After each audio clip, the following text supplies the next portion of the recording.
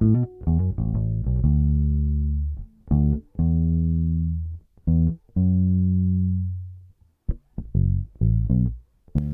job as bass players is to support the band.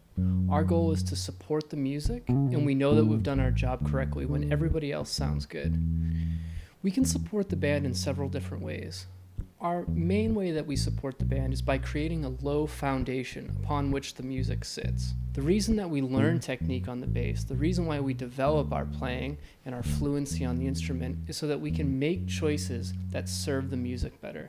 The techniques that we learn on the bass help us to do this job more effectively.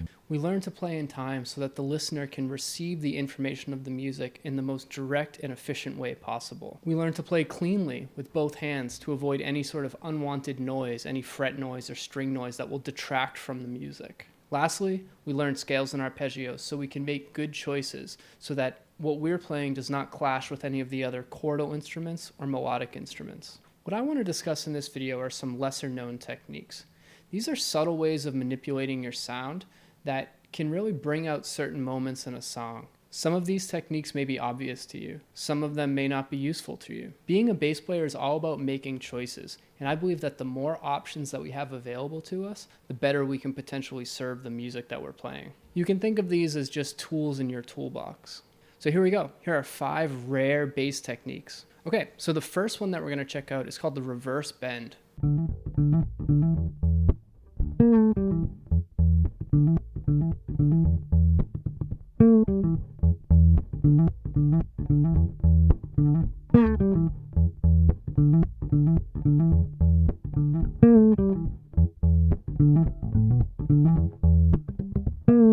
And what I'm doing is I'm actually bending the note up before I play it. So sometimes when you bend, you'll strike the note and then bend up to the note. And that's cool.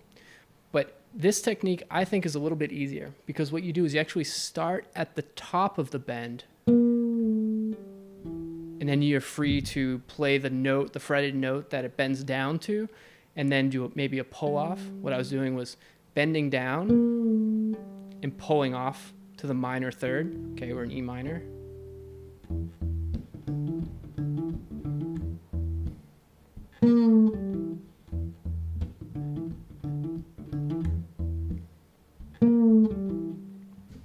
This is reminiscent of a bass line from a Herbie Hancock song called Hang Up Your Hang-Ups, played by the one and only Paul Jackson on the bass. And while he does these sort of bend downs sometimes in the song, he doesn't play it on every iteration of the bass line, and that's sort of the nature of these things. You can throw them in here and there to pepper things up. Another bass player that plays these quite a bit is Steve Swallow. So you can check out Steve Swallow. Another quick one is Phil Lesh. Phil Lesh from the Grateful Dead often does this. Okay, moving on. This next technique is actually a technique not for playing a note, but for quieting a note. And this one is called bridge roll-offs. What this technique does is it allows you to gradually silence the instrument from the bridge. So what I'm doing is I'm playing a note, and I'm taking my palm and rolling it from the back of the saddle onto the string. So here, you can hear that again.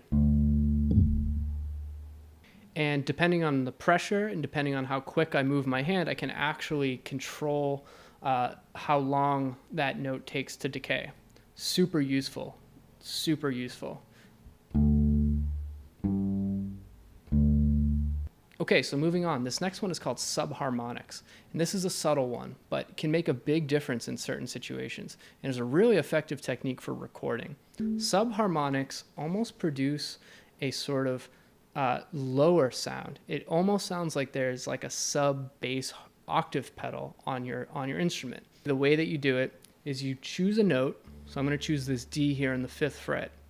And I'm going to go to a D that's an octave above that D on that same string. And if I pluck at that spot, you get a really round sound, not just because you're playing close to the neck, but because at that spot there's an octave harmonic, and by playing right over it, you almost cancel it out.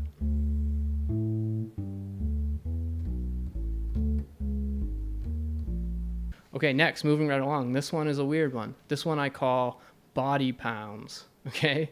Body pounds. And what this is a way of getting your instrument to ring out low end without attacking the instrument and getting sort of like a rumbly thunder sort of sound. And the way that you do this is you mute all the other strings except for the low E string, and then you take your hand into sort of a pounding motion, and then you pound here on the top of the body. And what that does is it lets the instrument ring out, but because you're muting everything but this low E string, you'll produce an E note that sort of rumbles like thunder. So let me demonstrate.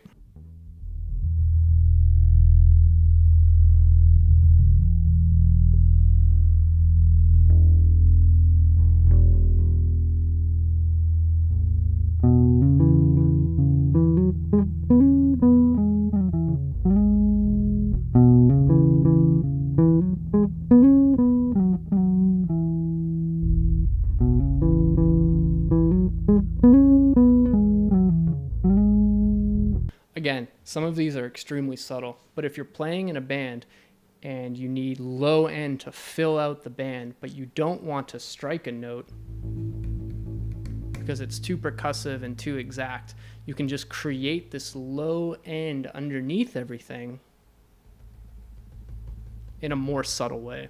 Okay, this last one we're going to call string flutters. And this is another way of producing notes on the instrument without actually attacking the string.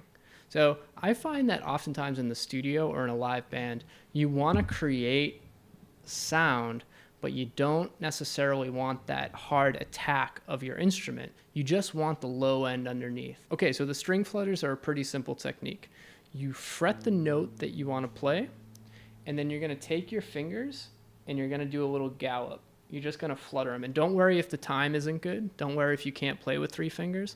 Doesn't matter. You can actually do this with 2 if you want. And what you do,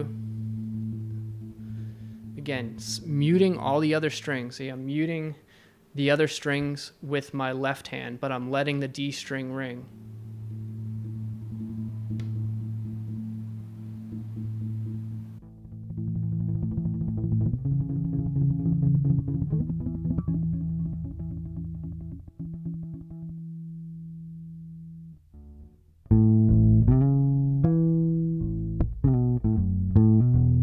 Subtle stuff, but really useful in certain contexts. Okay, so I hope that this video was useful for you. I hope that you can use some of these techniques to better serve the music that you're playing. I think it's really important to ask yourself, is what I'm doing supporting the music or detracting from it? These things are subtle, and music can be quite subtle. And as a bass player in a supporting role, oftentimes our whole role in the song is quite subtle. And these little differences, is the bass silencing itself quick or slow? Is the note swelling in or is it coming in hard? Is the note being played straight or is it bent? Is it slid? Is it wobbly? Is there any vibrato on it? All these things make a difference. And in the grand scheme of the song, these little choices are ultimately what set really great bass players apart from the rest of us. So if you like this type of content, please subscribe, leave me a comment, let me know what you think, and I'll see you in the next one. Thanks a lot.